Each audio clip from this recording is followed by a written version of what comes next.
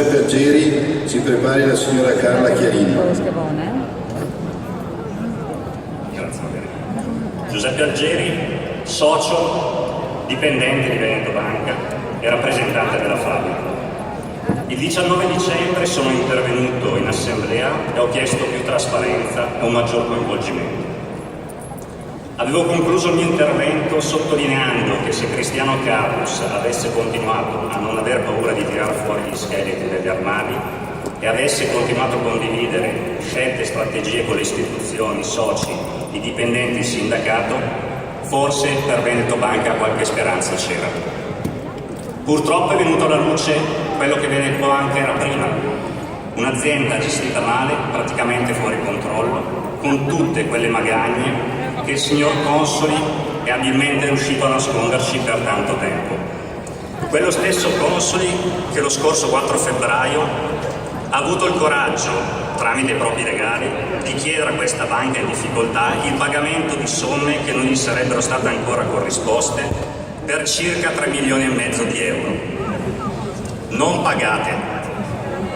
Personalmente, come rappresentante della Fabi, mi aspetto che Consoli e tutti coloro che risulteranno essersi macchiati di gravi responsabilità ne rispondano penalmente ed economicamente. E ricordo che la magistratura comunque non ha ancora terminato i suoi lavori. Se vogliamo che Veneto Banca possa facilmente e finalmente risollevarsi, siamo tutti noi a dover dare un contributo.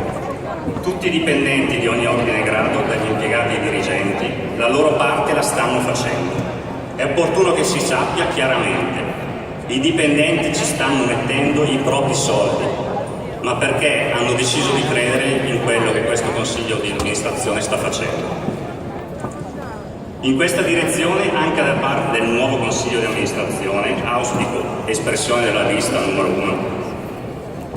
Chiedo che venga dato corso a una riduzione dei compensi. La strada del risanamento non sarà facile. Oggi più che mai dobbiamo avere fiducia, coraggio, razionalità, lungimiranza e pazienza. Pazienza se dovesse risultare più conveniente trovare sinergie attraverso aggregazioni e fusioni.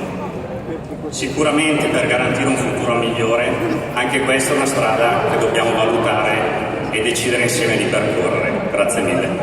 Grazie. La signora Carla Chiarini, si prepara il signor Ignazio Conte.